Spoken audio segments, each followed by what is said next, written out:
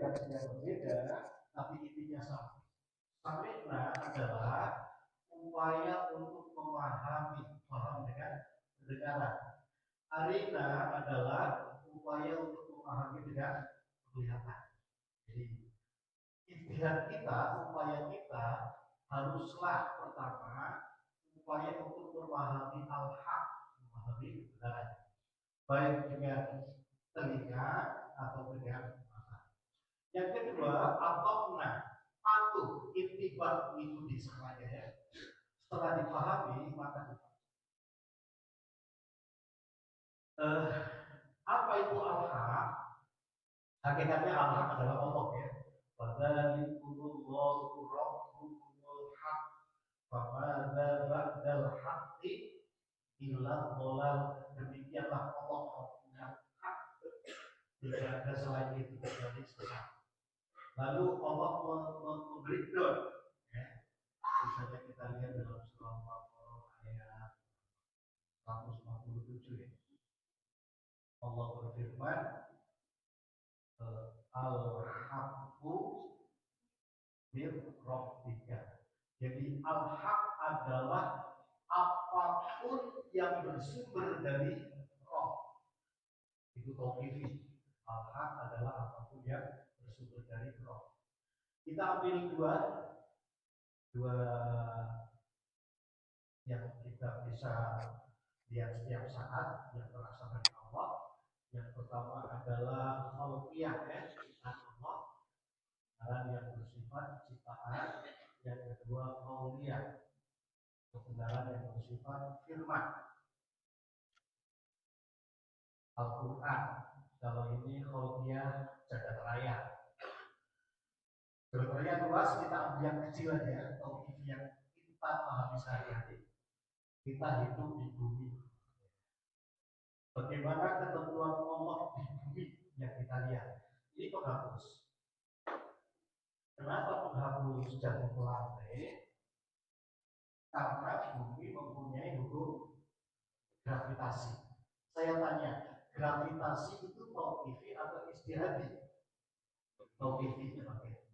Dari satu hukum tauqifi itu akan melahirkan berbagai macam upaya, di mana upaya itu adalah hasil dari pemahaman atau wujud dari kepatuhan terhadap hukum gravitasi. Oke, kacamata. Tahu kacamata? Kacamata itu tauqifi atau istihadi? Ada di Ustaz Syakir tauqifi ya, kacamata. Saya tanya Ustaz Syakir, kenapa Ustaz Syakir gagal kacamatanya ditaruh di atas telinga? Ya.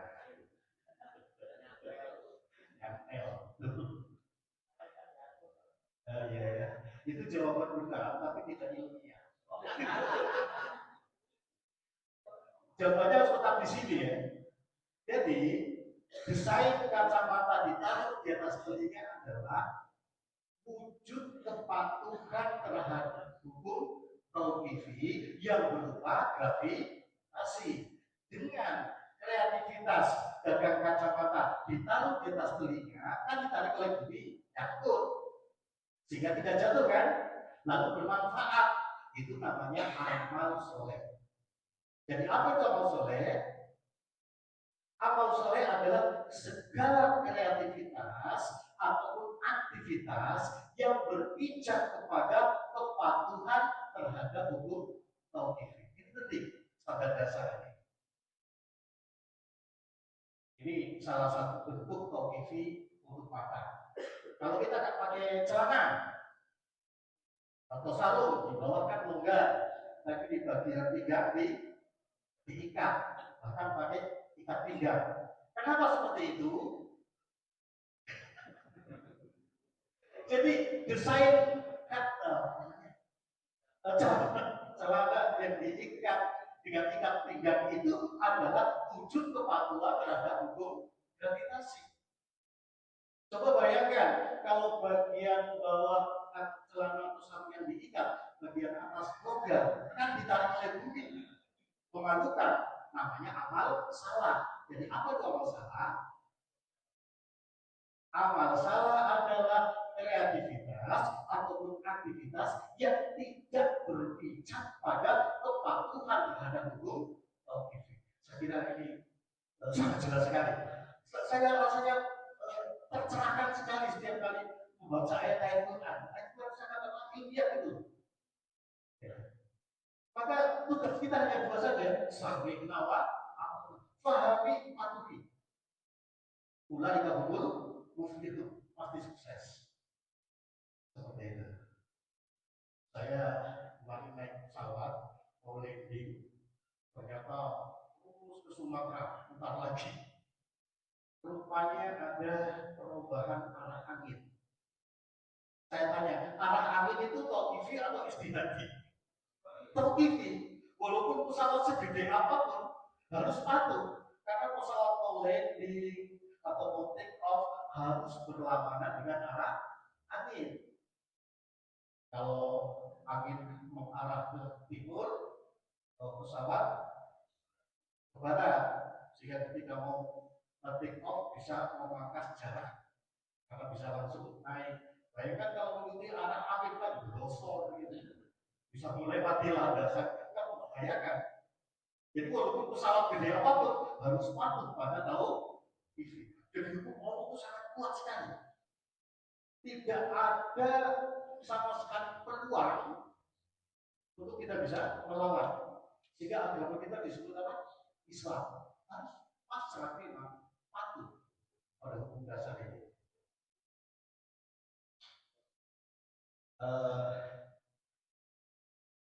Pernah ada di dari Balikpapan ada beberapa orang Beatles, warga 3 4 orang naik motor gitu, terus lewat hutan sampai disuruh hujan terus mereka bergabung di bawah pohon. Rupanya karena hujan ada petir menyebabkan pohon tinggi itu.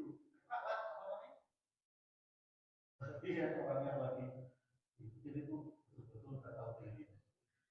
Masa orang berlindung di gunungnya. Nah, kenapa terjadi petir? Kan awan, katakanlah di bagian bawah kan banyak titik-titik hujan berat yang mengandung muatan negatif ya, dan di atasnya positif.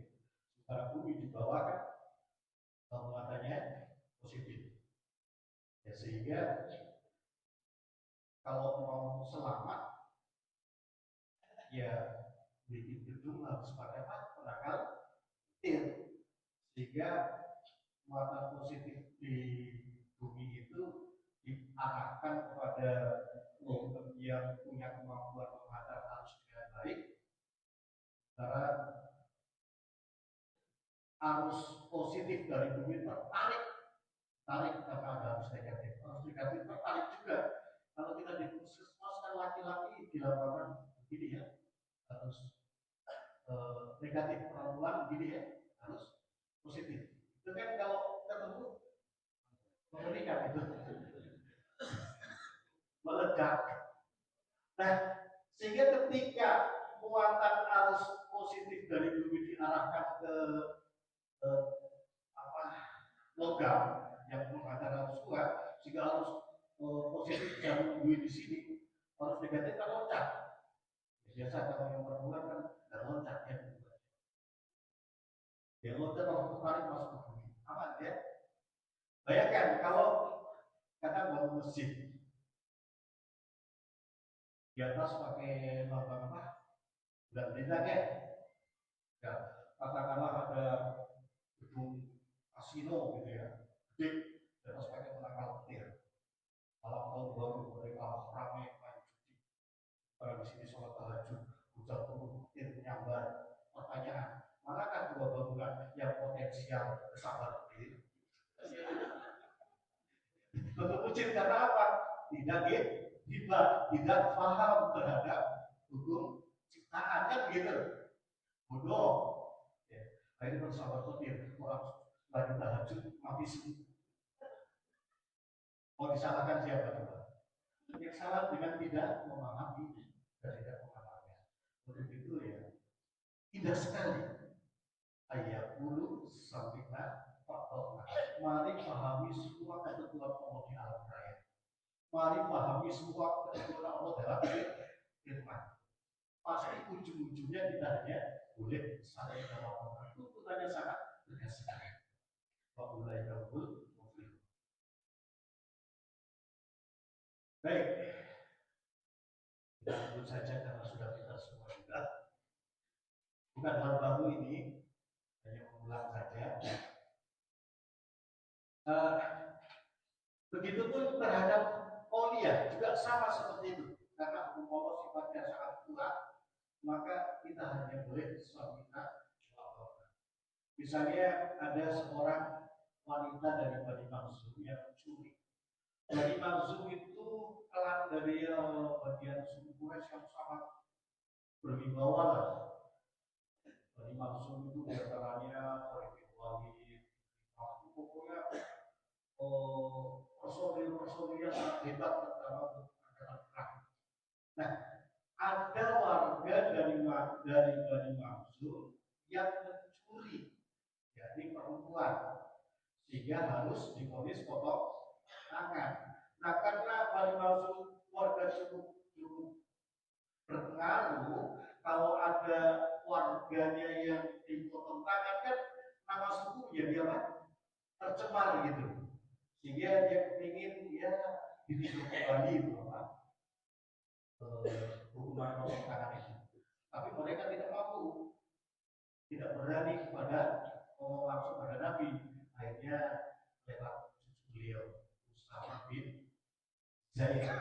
Jadi Zaid itu anak angkat Rasul, bukan milik Khadijah. Setelah nikah dia punya anak namanya Usama. Jadi dia cucu Nabi. Lewat Usama itulah minta agar vonis potong tangan itu bisa dihidup kembali demi stabilitas nasional. Ya. Nah, ketika mereka minta dispensasi itu, Rasul marah. Rasul berkhutbah, bukan sangat panjang. Aku baca tadi sangat panjang. Hadis Sahih, Bukhari, Muslim, Abu Dawud, Nasai, meriwayatkan.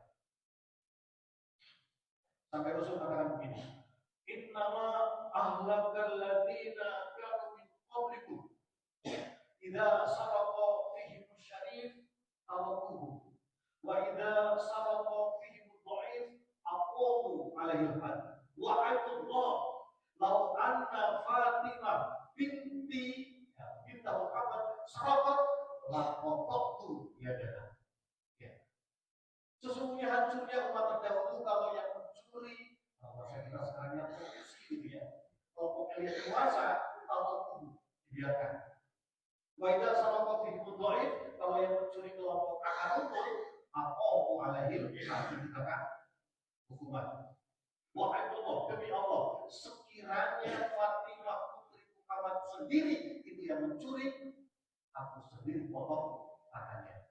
Artinya menghadapi hukum Allah itu betul-betul Rasul telah memberi suri teladan, tidak bisa main-main. Seperti tidak bisa main-mainnya kita menghadapi hukum alam, sama seperti itu. Jika adanya sampai apa-apa. Nah, sekarang kaitan dengan sistem tiga mana? Misalnya ada ayat tauqif begini, semua ayat tauqif ya.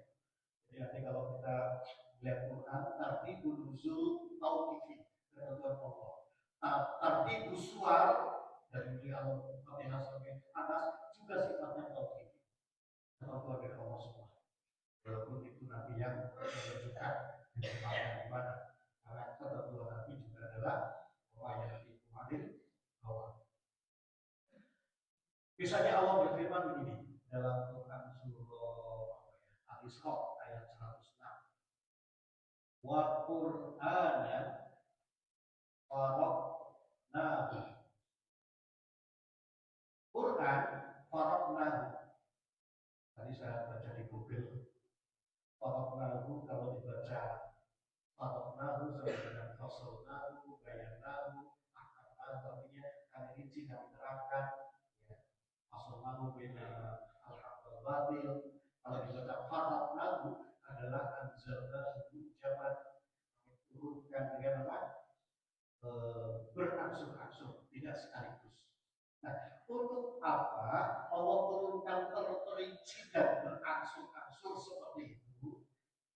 urgensinya, fungsinya adalah lipat ro'ahu ala nasi ala muksin likai bahwa dalam taklil alasan kenapa Quran diturunkan tidak sekaligus itu adalah agar kamu jadikan wahai Muhammad, kamu jadikan cara untuk menerangkan Quran kepada manusia. Urutan wahyu yang bersifat tauhid ketentuan Allah adalah urgensinya agar dijadikan cara oleh Nabi Muhammad untuk menjelaskan Quran kepada manusia. Kalau bahasa kita namanya manhaj dakwah. Jadi manhaj dakwah sistematika wahyu itu bukan dari Nabi Muhammad, apalagi dari Al Ustaz Abdullah Said. Ini dari Allah. Tugas kita hanya sampai awal atau kita pahami lalu kita mulai memahami. Saya dikasih tahu Ustaz saya Ustaz Alimin sudah menerjemahkan ya masih dua hadis bahwa ini gede-gede sekali. Jadi saya baca saya iya itu dari wazah ya itu dari tadi nuzul bagus sekali. Ya, jadi kita Allah atas ala muksin. Terus wa nazzalnahu tanzila. Wa nazzalnahu, aku turunkan Quran berangsur-angsur terperinci agar kamu jadikan cara untuk menerangkan Quran kepada manusia. Ala muksin agar Quran itu bisa meresap pada diri mereka adalah tanzila. Ini namanya makhluk tidak ada terjemahnya dalam bahasa Indonesia. Pola kalimat atau rasa bahasa makhluk mutlak saya tidak mendapatkan dalam bahasa Indonesia. Saya dapatkan dalam bahasa Bugis. Misalnya awas, ukur lima itu makhluk mutlak. Memberikan apa ini kan rasa bahasa. Penekanan. Tapi tidak main-main begitu. Makan pokok. Iya paling. Jadi betul makhluk mutlak dalam bahasa Bugis. Dalam bahasa Indonesia itu tidak dapatkan. Jadi kalau kita lihat terjemahan kemenangan sudah atau menerjemahkan dia empat nggak terbaca, rasa bahasanya nggak kena. Coba belajar sama orang Bugis tahu. Artinya tidak main-main. Oke, bahwa ini merupakan sesuatu yang pasti tidak main-main. Mari kita lihat dari segala sisi. Misalnya wudhu. Oke, bapak-bapak pernah berwudhu? Ada berapa rukun wudhu? Rukun wudhu ada? Ragu-ragu menjawabnya. Jadi saya lihat rukun wudhu setidaknya ada dua. Yang pertama ada jenis kerja, yang kedua ada urutan kerja. Jenis kerja misalnya niat, basuh muka, basuh tangan, itu kan jenis kerja. Tapi ada urutan kerja, penting. Artinya kalau jenis kerja dilakukan dengan sangat bagus, tapi urutannya berantakan, mulai kepala dulu, setelah itu basuh muka, setelah itu kaki, apa butuhnya sah? Tidak. Artinya urutan kerja adalah merupakan keniscayaan yang berlaku secara universal. Bukan dari sistematika wahyu saja. Wudhu seperti itu, sholat juga begitu. Ada tertib juga. Itu dalam ibadah. Dalam pergaulan sehari-hari misalnya dengan kita, saya pernah kuliah baru sudah selesai. Enggak, berbeda sama. Terus habis kuliah kan pakai sepeda hotel, tos saja, haus sekali. Terus aku nyalakan kompor, kasih ceret di atas kompor, terus aku ke sumur, ambil air, lalu di ceret, ternyata ceretnya sudah merah. Terus memang belum ada airnya. Ya. 1 menit sampai mendidih. Setelah mendidih, tuang ke gelas, tunggu biar suhunya turun jadi hangat, lalu apa yang terjadi? Padahal airnya pahit sekali. Kenapa pahit? Salah urutan kerja. Coba kalau air lalu diseret dulu, nyalakan balonnya, itu nanti kalau mendidih segar. Ini karena salah urutan kerja, fatal akibatnya. Jadi kesimpulannya, urutan kerja adalah sebuah keniscayaan yang berlaku secara universal. Ada yang lebih fatal. Ini kami alami di keluarga. Aku punya kakak ipar. Kakak ipar adalah kakak dari istriku. Di Karanganyar, Solo waktu itu. Dia punya anak kedua, usia 1,5 tahun, namanya Muda. Pagi-pagi sekitar jam 8 pagi, dikasih mandi sama pembantunya dengan air hangat. Sama pembantu juga siapkan kompor, lalu dia tuang air panas, kompor itu, lalu diambil air dingin. Sementara dia lagi ambil air dingin, udah masuk ke dalam kompor itu. Apa yang terjadi? Mati kan? Oh, stres kakak saya itu. Sampai 1 bulan, beleng-beleng lagi ada yang di dalam rumah. Kenapa mati? Salah penggunaan kerja. Jadi tidak main-main tentang urutan kerja.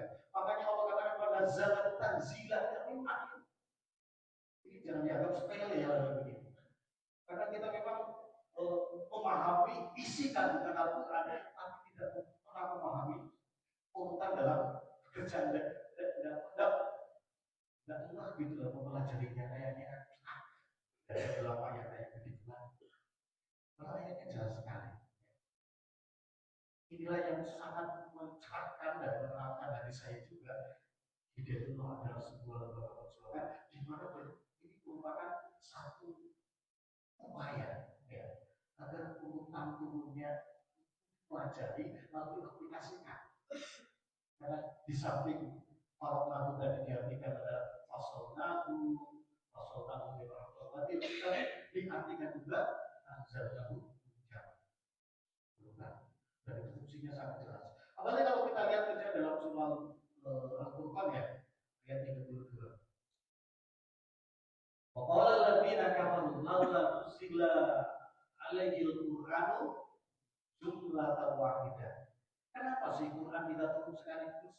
Kenapa mesti sebagian kata yang linfak kita bihi pada demikianlah dalam rangka aku memantapkan jiwa Muhammad dengan Quran yang turun. Jadi fungsinya di sini ada dua, ditakwa wal atas katakanlah untuk sosialisasi Al-Quran. Infak bidabi itu adalah memantapkan.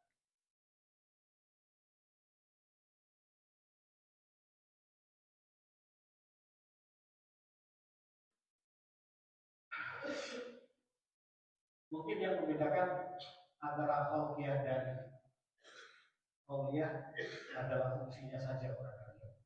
Tapi kalau mensikapi hukum pada ciptaan, mensikapi hukum pada firman itu sama, sami awal. Hanya fungsinya saja yang berbeda. Kalau Qauliyah ini fungsinya sebagai wasilah hayat, apa? Sarana pendukung kehidupan. Ya. Misalnya kita di bandara, kenapa pesawat bisa terbang? Pesawat kan ada mesin jet. Berputar kencang sekali untuk udara lalu didorong ke belakang sehingga pesawat terdorong ke depan. Bukan kliknya atau sayapnya ada nilai untuk pesawat bisa terbang. Jadilah sarana transportasi udara dengan berpijak pada fatwa terhadap hukum tekanan udara. Itu pun ada hukum Archimedes. Archimedes itu gimana? Jadi ya, kalau gelas penuh air dikasih batu masuk dalam gelas ini, maka air akan tumpah besar volume batu yang dimasukkan. Apakah Archimedes pernah membuat hukum ini? Tidak. Hukum ini adalah hukum Allah, sifatnya motifi. Archimedes hanya menemukan. Makanya orang ulama itu menggambarkan dalam usul fikih ya, manusia tidak ada yang boleh membuat hukum. Manusia hanya memiliki akal, menampakkan hukum. Hukum sudah ada. Sebelum Archimedes lahir seperti ini. Sekarang setelah Archimedes meninggal juga tetap seperti itu. Mutlak seperti itu. Maka ada ini sebagai pijakan untuk membuat kapal misalnya gitu ya. Gravitasi untuk pijakan membuat bangunan, karena gravitasi maka berada di atas juga dan beban kalau fondasinya tak kuat jadi robohnya itu dihukum semua itu tidak bisa disalahkan dan bisa menyalahkan Allah ya karena perhitungannya tidak pas beban segede itu biasanya kecil pasti harus kayak baik sarana transportasi komunikasi segala macam itu ya hukum yang ada dalam ciptaan. Firman itu sebagai minhajul hayat. Apa namanya? Pedoman hidup. Kalau misalnya hidup ini pedoman hidup. Misalnya begini. Di Madinah ada pelacur kalau sekarang namanya kayak Islam. Haywati. Kalau dulunya namanya pelacur. Namanya Musaika. Ini orang cantik ya. Ketika Rasul hijrah ke Madinah, Musaika sang pelacur itu rajin ikut taklim. Sehingga ajaran Islam itu sangat meresap dalam jiwanya. Ketika turun ayat larangan perzinahan, Musaika sadar kalau pekerjaannya adalah sebenarnya dilarang oleh Allah, sehingga dia ingin hijrah. Berhenti dari kepelacurannya. Tekad Musaika untuk selesai pensiun dini itu ditanggapi oleh Allah dengan ujian. Jadi Allah menguji apa tekadnya kuat atau tidak. Satu ketika dapat kafilah bermalam di Madinah sebelum melanjutkan perjalanan. Mereka bermalam di rumah Abdullah bin Ubay bin Salul. Ini tokoh munafik rupanya rumahnya kayak hotel barangkali bisa menampung kafilah. Nah, pimpinan rombongan minta kepada Abdullah bin Ubay bin Salul malam itu dia dilayani oleh Musaika. Masih ada Musaika di sini. Kamu kopi malam ini. Ya katakanlah kontrak kerja ditandatangani itu. Tentu Abdullah bin Ubay gembira karena pimpinan rombongan yang kaya raya itu menginginkan salah seorang anak buahnya. Tapi kecewa dia ketika menanti Musaika. Jadi malam kehormatan kita. Pimpinan rombongan tidak khusus ya. Jadi kamu tidak salah sekali berikan pelayanan yang paling ya. Jaga model perusahaan. Pak, mulai sekarang aku sepak bola. Kerja kayak begini dilarang oleh Allah. Dari mana aku tahu? Aku biasa melihat tadi pada Allah mengajar Muhammad begini bos, kalau mau berhenti mobil jangan mendadak. Besok-besok kan bisa. Sekarang layani dulu suatu juga jadi pada pimpinan. Maaf Pak, saya tidak bisa menjamin kalau saya bisa berlangsung sampai besok. Kalau malam ini mati dalam kondisi maksiat, aku takut. Ya siksa dia terhadap Allah. Jadi bagaimanapun aku sekarang. Kamu sudah ikut Muhammad jadi ekstrim.